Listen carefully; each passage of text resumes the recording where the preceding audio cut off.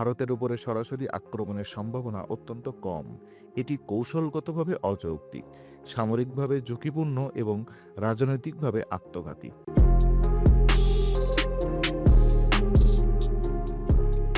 রাত ৩টা, তেহরানের আকাশে ড্রোনের শব্দ, তেল আবিবে সাইরেন, ওয়াশিংটনে জরুরি বৈঠক। আর ঠিক সেই সময়ে নয়াদিল্লিতে কূটনৈতিক চ্যানেলগুলো অস্বাভাবিকভাবে ব্যস্ত হয়ে ওঠে। কেন? কারণ একটি প্রশ্ন হঠাৎ করে আন্তর্জাতিক মহলে ফিসফিস করে উচ্চারিত হতে শুরু করেছে। যদি আমেরিকা ও ইসরায়েলের সাথে ইরানের পূর্ণমাত্রায় যুদ্ধ শুরু হয়, তবে কি সেই আগুন ভারতের দিকেও ঘুরে যাবে? আজকের এই দীর্ঘ ডকুমেন্টারিতে আমরা বিশ্লেষণ করব ইতিহাস, সামরিক সক্ষমতা, ভূরাজনীতি, ধর্মীয় ও কৌশলগত সমীকরণ, সবকিছু মিলিয়ে একটাই প্রশ্নের উত্তর খুঁজতে। ইরান কি সত্যিই ভারত আক্রমণ করতে পারে, নাকি এটা শুধুই আতঙ্কের রাজনীতি? আপনি দেখছেন দ্য টাইম অরাকল। তো ইরান আমেরিকা ইসরায়েলের সংঘাতের শিকড়। মধ্যপ্রাচ্যের আগুন নতুন নয়। ১৯৭৯ সালের ইসলামিক বিপ্লবের পর থেকেই ইরান ও ইসরায়েলের সম্পর্ক ক্রমশ তিক্ত হয়েছে। আর ইসরায়েল এই সাথে ইরানের সম্পর্ক বেশ কার্যত শত্রুতার পর্যায়ে। ইরান প্রকাশ্যে বলে ইসরায়েল একটি অবৈধ রাষ্ট্র। ইসরায়েল বলে ইরানের পারমাণবিক কর্মসূচি তাদের অস্তিত্বের জন্য হুমকি। এই উত্তেজনার মধ্যে যুক্তরাষ্ট্র বহুবার ইরানের উপরে অর্থনৈতিক নিষেধাজ্ঞা আরোপ করেছে। আর ইরান পাল্টা হুমকি দিয়েছে, পারস্য উপসাগরে জাহাজ চলাচল বন্ধ করে দিয়েছে। এই সংঘাত যদি পূর্ণ মাত্রায় যুদ্ধে রূপ নেয়, তাহলে সেটি শুধু আঞ্চলিক থাকবে না, কারণ ইরানের রয়েছে ballistic missile, proxy militia network এবং পারমাণবিক উচ্চাকাঙ্ক্ষা। কিন্তু এখানে ভারতের নাম আসছে কেন?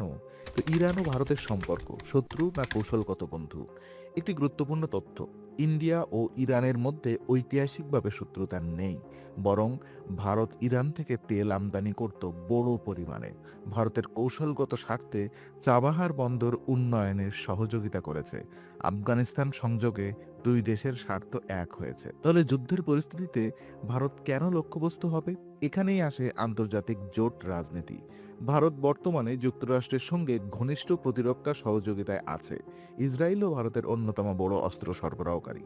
যদি ভারত প্রকাশ্যে আমেরিকা ইসরায়েল জোটকে সমর্থন করে, তাহলে কি ইরান এটাকে শত্রুতা হিসেবে দেখবে? তো সামরিক বাস্তবতা কি? ইরান কি ভারতের উপরে হামলা চালাতে সক্ষম? তো আসুন কল্পনা করি এবং বাস্তবতা দেখি। ইরানের কাছে রয়েছে মাঝারি এবং দীর্ঘ পাল্লার ব্যালিস্টিক মিসাইল, কিন্তু বিশ্লেষকরা দাবি করেন নির্দিষ্ট কনফিগারেশনে সেগুলো দক্ষিণ এশিয়ার কিছু অংশে পৌঁছাতে পারে। কিন্তু ভারত ইরানের সরাসরি সীমান্ত প্রতিবেশী না। মাঝখানে রয়েছে পাকিস্তান, আরব সাগর। সরাসরি আক্রমণ মানে হবে আকাশ সীমা লঙ্ঘন, আন্তর্জাতিক আইন ভঙ্গ এবং একসাথে বহু দেশের প্রতিক্রিয়া। ভারতে রয়েছে শক্তিশালী air defence system, ballistic missile প্রতিরক্ষা ব্যবস্থা এবং পারমাণবিক সক্ষমতা। একটি বিষয় ভুলে গেলে চলবে না: ভারত পারমাণবিক শক্তিধর রাষ্ট্র। সরাসরি সামরিক হামলা মানে হবে পূর্ণমাত্রার আন্তর্জাতিক সংঘাত। তো প্রক্সি যুদ্ধের সম্ভাবনা: সরাসরি আক্রমণ কঠিন, কিন্তু প্রক্সি? ইরান অতীতে বিভিন্ন অঞ্চলে প্রক্সি গ্রুপ ব্যবহার করেছে। যদি ভারত ইরান ঘনিষ্ঠতার কারণে ইরান অসন্তুষ্ট হয়, তবে কি দক্ষিণ এশিয়ায় অস্থিতিশীলতা তৈরির চেষ্টা হতে পারে? তবে এখানে গুরুত্বপূর্ণ বিষয়, ভারত ও ইরানের কূটনৈতিক সম্পর্ক এখনও সচল। দুই দেশই প্রকাশ্যে একে অপরের বিরুদ্ধে শত্রুতামূলক বক্তব্য দেয় না। আরেকটি বড় বাস্তবতা, ভারতের সাথে সংঘাতে জড়ালে ইরান একযোগে যুক্তরাষ্ট্র, ইসরায়েল এবং সম্ভাব্য অন্যান্য পশ্চিমা মিত্রদের মুখোমুখি হবে, যা ইরানের জন্য কৌশলগত আত্মঘাতী পদক্ষেপ হতে পারে। ওদিকে ভারতীয় মুসলিম রাজনীতি এবং অভ্যন্তরীণ প্রভাব কি? এই প্রশ্নটি প্রায়ই উত্থাপিত হয়। ভারতের অভ্যন্তরে ধর্মীয় আবেগ কি ইরান ব্যবহার করতে পারে? বাস্তবতা হলো, ভারত একটি বহুধর্মীয় গণতান্ত্রিক রাষ্ট্র। সাম্প্রদায়িক উত্তেজনা মাঝে মাঝে দেখা দিলেও রাষ্ট্র কাঠামো অত্যন্ত শক্তিশালী। কোনো বিদেশি শক্তি সরাসরি হস্তক্ষেপ দ্রুত শনাক্ত ও প্রতিরোধ করা হয়। তো কূটনৈতিক হিসাব কি বলছে? কেন ইরান ভারতের শত্রু বানাবে না? ভারত ইরানের জন্য একটি গুরুত্বপূর্ণ এশীয় বাজার।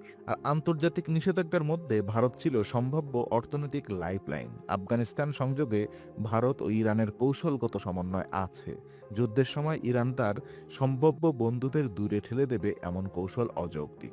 সবচেয়ে বাস্তবসম্মত দৃশ্যপট হলো, যদি আমেরিকা ইসরায়েল বনাম ইরান পূর্ণমাত্রার যুদ্ধে জড়ায়, সবচেয়ে সম্ভাব্য দৃশ্যপট হবে মধ্যপ্রাচ্য সীমাবদ্ধ সংঘাত, সাইবার আক্রমণ, জ্বালানি বাজারে ধাক্কা, বৈশ্বিক অর্থনৈতিক অস্থিরতা। ভারত সরাসরি সামরিক লক্ষ্য হওয়ার সম্ভাবনা অত্যন্ত কম, তবে ভারত অর্থনৈতিকভাবে প্রভাবিত হবে। তেলের দাম বাড়বে, শেয়ার বাজারে ধাক্কা লাগবে। তো সোজা উত্তর, বর্তমান ভূরাজনৈতিক বাস্তবতায় ইরানের ভারতের উপরে সরাসরি আক্রমণের সম্ভাবনা অত্যন্ত কম। এটি কৌশলগতভাবে অযৌক্তিক, সামরিকভাবে ঝুঁকিপূর্ণ এবং রাজনৈতিকভাবে আত্মঘাতী। তবে বিশ্ব রাজনীতি অপ্রত্যাশিত, একটি ভুল পদক্ষেপ, একটি ভুল হিসাব, আর ইতিহাস বদলে যেতে পারে। আজকের এই বিশ্লেষণ থেকে আমরা বুঝলাম, সংঘাতের আগুন যতই তীব্র হোক, সব যুদ্ধ সব সীমান্তে ছড়ায় না। আপনি দেখছিলেন দ্য টাইম অরাকল। যুদ্ধের সম্ভাবনা নিয়ে আপনার মতামত কি, কমেন্টে লিখুন।